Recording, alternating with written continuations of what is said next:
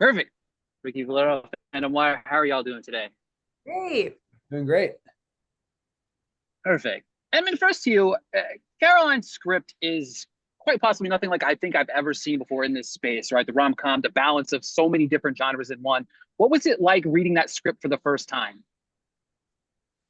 Yeah, it's a good question. To be honest with you, I don't feel like the genres came out as much until we were shooting it and we were in costume and lighting it and stuff.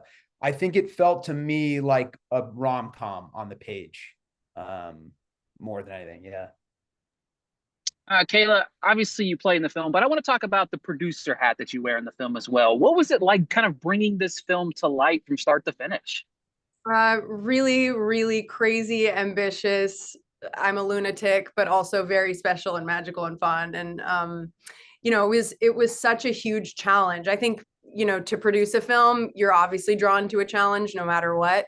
This one was a big challenge, big swings, but we were two girls making a movie. We wanted to feel like people could see what we were capable of, and we wanted to do something really crazy. So it was really special. But I think it being based on a true story and always coming back to Caroline's truth and her pain and everything she was going through at the time, I felt like my job was to protect her and protect the vision of this. And it was a really fun to try to figure out how to mash up these genres and make it work. Yeah, Edmund, I think there's a lot of fun to be had in the character. Obviously, he's obviously the kind of the villain of the role, but what's kind of like preparing for that in kind of the multifacet of this character? Yeah. I mean, I agree with you. There's a lot of fun. This is like a very good example of like a fun villain. I think that has to do with the style that the movie was made in, and like the acting style, for lack of a better way of putting it, that Caroline was allowing in her cast.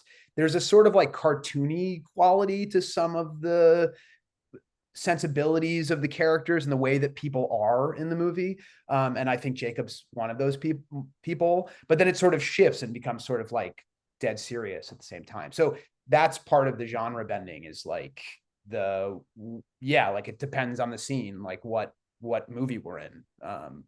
But yeah, so it was really fun without giving too much away, but you might know the scene I'm thinking of that is like a very like mustache twirling kind of traditional villain moment. And that was really fun.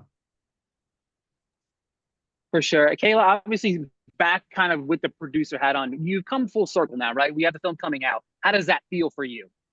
Oh my gosh, it feels so crazy. I don't think that you can go into making a film thinking about the theatrical release, or you'll actually just become the Tasmanian devil and then fall off a cliff.